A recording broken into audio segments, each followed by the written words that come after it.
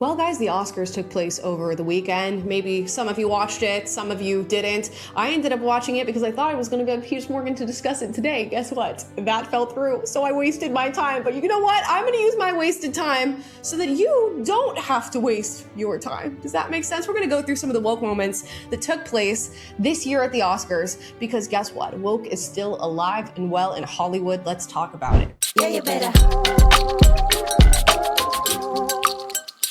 Yeah, you better. Guys, before we get into today's video, please like and subscribe and shout out to my patrons on Patreon. We relaunched Patreon last week and you guys have been vibing over there, giving me topics to cover on the show, giving me your input. I've been sharing my life for the tea drinkers who are subscribed on Patreon. So if you'd like to become a patron, you can go to the link in the description down below, and thank you to everybody who has done so far. Now let's get into some of these moments from the Oscars. Of course, we have the red carpet where the celebrities show up and they're wearing their pins, because if there's one thing Hollywood is going to do, it's make a pin, guys. That's what they're gonna do. I feel like the pin manufacturers are like waiting every year for the Oscars because something's about to come out and they're back in production again because these people love a pin. We're gonna start off on the red carpet with actress Charithra Chandran. Now, she is best known for being in Bridgerton, that Netflix series where they literally just brought in Indian characters into like British colonial period because representation. And now she's talking about a ceasefire and artist for ceasefire. Let's watch. It's an artist for ceasefire pin, and what we are demanding is a ceasefire in Gaza. And I think that I am so blessed to have a platform, and this is the least I can do to use it. And like sometimes the news cycle is so fast and people move on, but the people in Gaza and the West Bank are still suffering. So yeah, it's just bringing attention to that. Okay, so there you go. You know what? And I think she's a beautiful girl. She's a sweet girl. I do agree with her, probably her political take on Gaza and the fact that people are still suffering there. But when she does say this is the least she could be doing, this is literally the least you could be doing. At this point, it's kind of like wearing a pin is just like net neutral, net zero for any movement happening in the world at any given time. It's basically what every celebrity does at every award show that has ever existed ever in the modern day and age. So I'm sort of over it as a concept from that perspective. And I think little to nothing is done by you making a statement like this on a red carpet. And it seems like every celebrity wants to capitalize on these moments that exist within award shows and on red carpets to make X political statement of the time. So there's that. Does it move the needle? I don't think so. Some celebrities decided to one-up the other celebrities, okay? And not just wear pins, but like wear full signs on their outfits, which brings us to Javier Bardem. About the pins you're wearing tonight. Well, I'm wearing a pin that I used in 2003 with the Iraq war, which was an illegal war. And we are here 23 years after with another illegal war created by Trump and Netanyahu, never took to. Now, those are some big ass pins on that, tens of thousands of dollar suit that he's wearing on the red carpet. But let's hear from him. With another lie, which is like to defeat the regime, but they are radicalizing the regime by their horrific actions. So that's not the reason, as it was not the reason weapons of mass destruction in 2003. So, and also the Palestine symbolism of resistance. Okay, so there we go. I mean, very similar to Charithra there. And I can agree with a lot of the points that he's making, much like I can agree with a lot of the points that she's making on things like the Iraq war, on the war that's currently taking place in Gaza. I'm not for endless wars.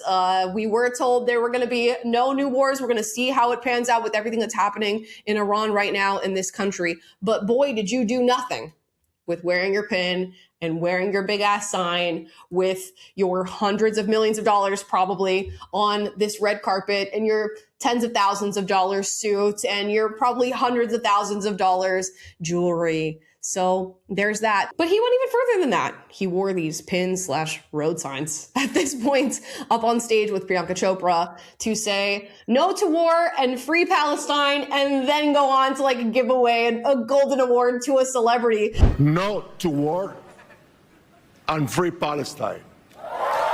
It's just so interesting to juxtapose these two things at the same time. And I find myself just constantly being reminded of Ricky Gervais going out on stage in the many award shows that he's hosted, where he kind of just gets up there and says, celebrities, maybe now is not the time. Maybe now you come up, you accept your award for the art and the creation and the things that you've been involved in, and then you step off the stage. If you do win an award tonight, don't use it as a platform to make a political speech, right? Come up, accept your little award, thank your agent and your God, and just maybe that. Now, Conan O'Brien jokes that there are no British nominees for Best Actor or Actress in the categories this year because, quote, they arrest their pedophiles. There are no British actors nominated for Best Actor or Best Actress. Yeah. British spokesperson said, yeah, well, at least we arrest our pedophiles. So, we got that going. Which, of course, is a callback on the Epstein files and I guess the general sentiment that people have towards Hollywood/Hollyweird right now. Although the punchline doesn't quite hit because it doesn't seem they arrest their pedophiles in the UK either. Won't tell you who I'm looking at or who I'm talking about, but let's continue. Jimmy Kimmel takes to the stage, and I found this to be an interesting move. Of course, Jimmy Kimmel has been known to host the Oscars. He has done so in the past. I thought having Conan O'Brien up there was like a pretty strong move.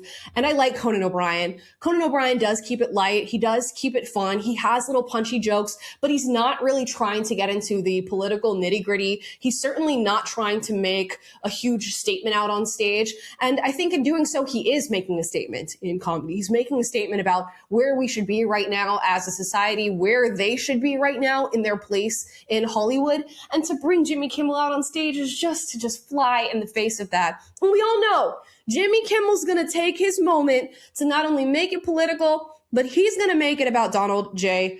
Trump. He strolls out onto the stage, he gets a bunch of applause, and he says, as you know, there are some countries whose leaders don't support free speech. I'm not at liberty to say which of course is a dig at Donald J. Trump.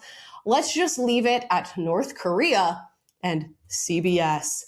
Ha ha ha ha ha ha ha ha ha ha ha. That's so funny because CBS has new leadership in Barry Weiss. And regardless of how you feel about Barry Weiss, it does seem as though CBS is moving in the direction that seems more free speech forward, where we're actually getting good pieces of journalism and a little bit of balance in the media landscape where it's been overwhelmingly dominated by the political left. But to Jimmy Kimmel, that feels similar to North Korea. And I guess Donald J. Trump is a huge despot who hates free speech and is not allowing us to speak freely in this country, Jimmy Kimmel says, as he speaks freely in this country. Now, there's more. He's giving out the award for Best Short and Long Form Documentary. And he says, oh man, is he going to be mad that his wife wasn't nominated for this? That's a dig at Donald Trump because they put out the documentary Melania this past year. And I guess Trump is going to be real upset that they're not receiving an Oscar nomination because he's so self-obsessed for the documentary featuring his wife, the First Lady. Now, in other news, we get K-pop Demon Hunters taking home the award for Best Animated Feature. And the directors hop up on stage and they say something to the effect of, quote, I'm so sorry it took us so long to see us in a movie like this, but it is here. And that means that the next generations don't have to go longing. This is for Korea and for Koreans everywhere. Which again is just like this layer to the oppression Olympics, the representation Olympics that now exists at the Oscars. I'll remind you guys that in order to even qualify for nominations at the Oscars, let alone awards, you have to meet certain diversity and representation metrics all throughout your movie, with your cast, with your crew, with the storylines, and with the scripting of the film. So the Oscars is in full-fledged DEI representation mode. But she says, I'm so sorry it took us so long to see us in a movie like this. And I'm not exactly sure what she means by that, a movie like this, because in the year 2020, Parasite, a fully Korean film, both in direction, I believe, cast and crew, took home Best Picture, as well as I think 5 other awards.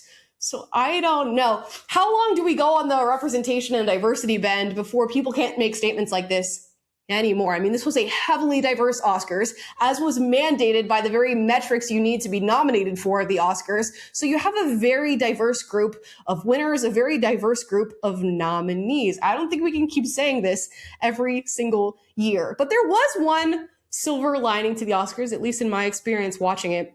And that was Jessie Buckley's win for Best Actress and the speech she gave in taking home this award. She, of course, was nominated for her work in Hamnet. She took the award for her work in Hamnet, and she used this time as an opportunity to talk about how wonderful it is to be a mother, as she's just stepped into that phase in her life. She talked about how wonderful it was to be married to her partner, how much she loves him, how she wants to have 20,000 more of his babies. And then she dedicated the award to the beautiful chaos of a mother's heart. I would like to dedicate this to the beautiful chaos of a mother's heart.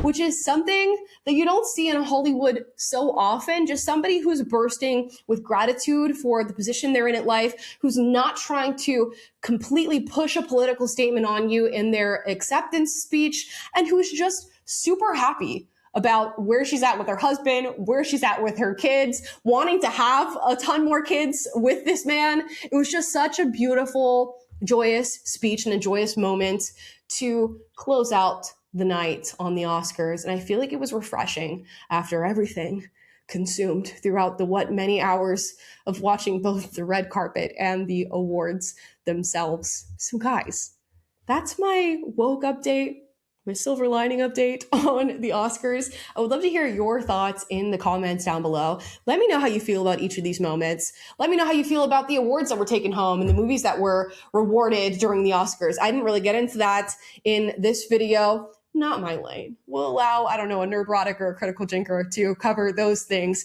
Drop your thoughts in the comments. As always, if you disagree with anything I said in this video, do get out, but do so respectfully. I encourage healthy debate on this channel. And if you like this video, like, subscribe, click the notification bell to be notified every single time I post a video for you guys, which is every day. And I will see you guys tomorrow. Bye, guys.